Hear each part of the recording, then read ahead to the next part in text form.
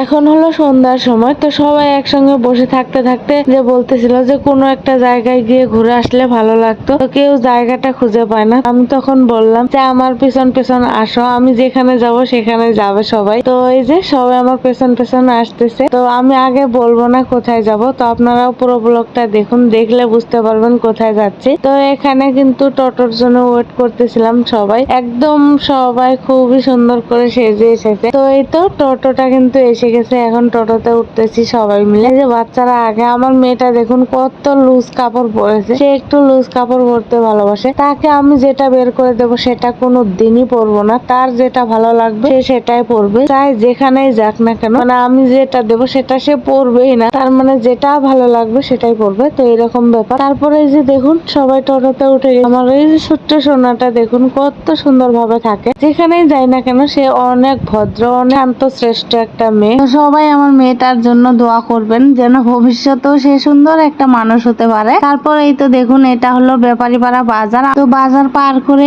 এখানে ব্রিজ, এটাকে বলে সুকসর ব্রিজ। আর ব্রিজটা দেখুন এখান থেকে কত সুন্দর দেখা যাচ্ছে, আসলে অনেক সুন্দর এই ব্রিজটা।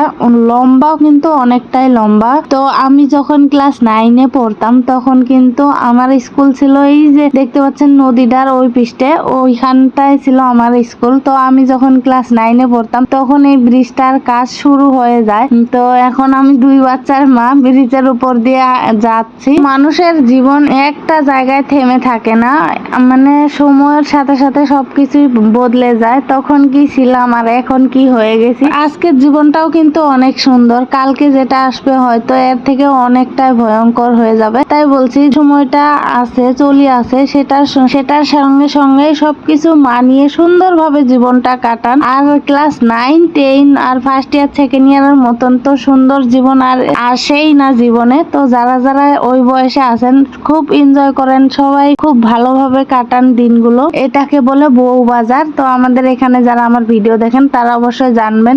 তো এখন বলছি আমি কোথায় যাচ্ছি। আমি এখন যাচ্ছি আমার কলেজে, মানে আমি যেই কলেজে পড়তাম আর কি, তো সেই কলেজে যাব, কলেজের ওইখানে। তারপরে এই যে দেখুন এটা হলো এসালে উচ্চতর মাধ্যমিক স্কুল। তো হ্যালো এভরিওয়ান, আসসালামু আলাইকুম সবাইকে। আপনারা সবাই কেমন আছেন? আশা করছি অনেক ভালো আছেন, সুস্থ আছেন। আমি যখন কলেজে পড়তাম তখন তো অনেক দূরে আসিল নদী, আর এখন শুনতেছি নদী নাকি অনেক কাছে এসেছে। এই দেখুন নদীটা কত কাছে এসেছে, আসলে অনেক কাছে এসেছে। আমি যখন এই কলেজে পড়তাম তখন নদীটা কত দূর আসিল জানেন, এখান থেকে অনেক দূর। আমরা হেঁটে হেঁটে এসেছিলাম এই কলেজে। নৌকাটা যে দেখা যায়, নৌকা ওই দেখুন ওখানে মধ্যে একদম কালো কালো দেখা যায়, তো ওখানে ছিল নদীটা।